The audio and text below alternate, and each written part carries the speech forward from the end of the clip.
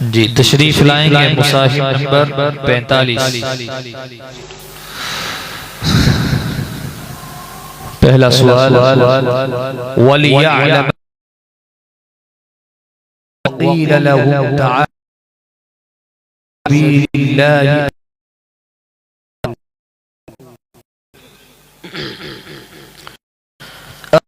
أعوذ بالله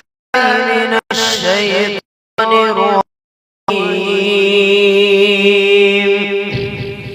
بسم الله الرحمن الرحيم وليعلم الذين نافقوا وقيل لهم تعالوا قاتلوا في سبيل الله أو ادفعوا قالوا لو نعلم قتالا لاتبعناكم هم للكفر يومئذ أقرب منهم للإيمان يقولون بأفواههم ما ليس في قلوبهم والله أعلم بما يكتمون الذين قالوا لإخوانهم وقعدوا لو أطاعونا ما قتلوا قل فادرءوا عن أنفسكم الموت إن كنتم صادقين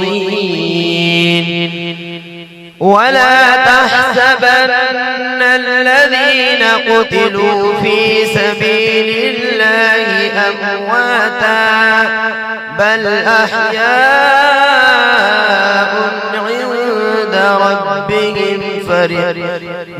أحياء عند ربهم يرزقون فرحين بما آتاهم الله من فضله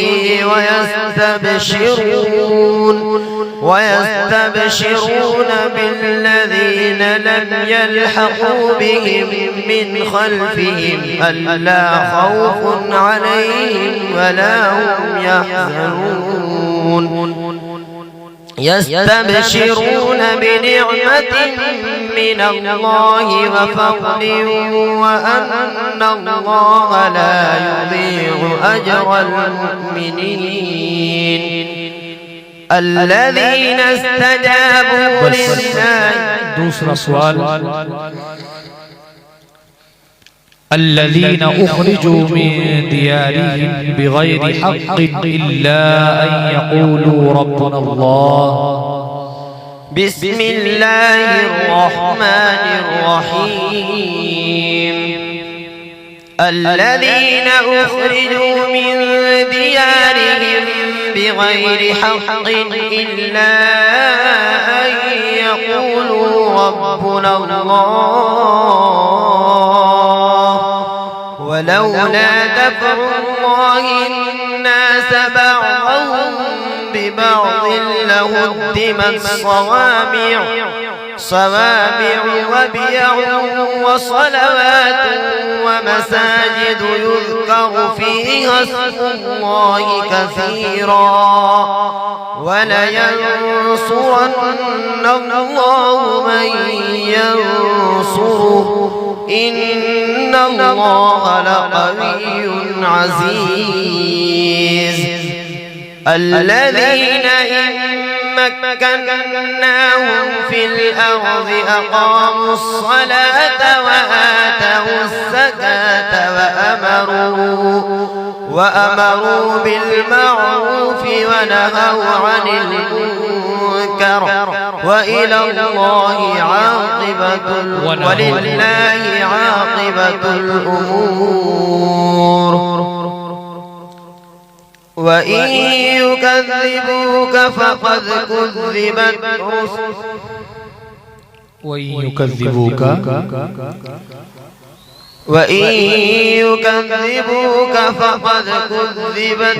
يكذبوك فقد كذبت قبلهم وإن يكذبوك فقد كذبت قبلهم قوم فرعون وإن يكذبوك فقد كذبت قبلهم قوم نوح وعاد وثمود وإن يكذبوك فقد كذبت قبلهم قوم نوح وعاد وثمود وعاد وفرعون وقوم نوح وقوم إبراهيم وقوم لوط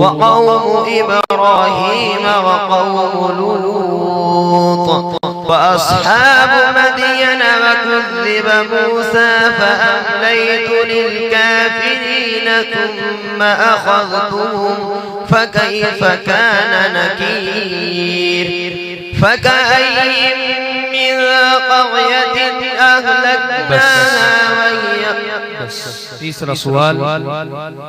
إن الله يمسك السماوات والأرض أن تزولا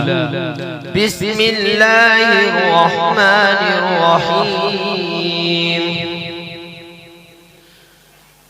إن الله يمسك السماوات والأرض أن تزولا ولئن زالتا إن أمسكهما من أحد من بعده إنه كان حليما غفورا وأقسموا بالله جهد أيمانهم لئن جاءهم نذير ليكونن أهدى من إحدى الأمم فلما جاءهم نذير ما زادهم إلا نفورا استكبارا في الأرض ومكر السيء ولا يحيق المكر السيء إلا بأهله فهل ينظرون إلا سنة الأولين فلن تجد لسنة الله تبديلا ولن تجد لسنة الله تحويلا أولم يسيروا في الأرض فينظروا كيف كان عاقبة الذين من قبلهم وكانوا أشد منهم قوة وما كان الله ليعجزه من شيء في السماوات والأرض من شيء في السماوات والأرض ولا في الأرض من شيء في السماوات ولا في الأرض إنه كان عليما قديرا بس عليما قديرا تنوین کا کون سا فائدہ اخفاء حقیقی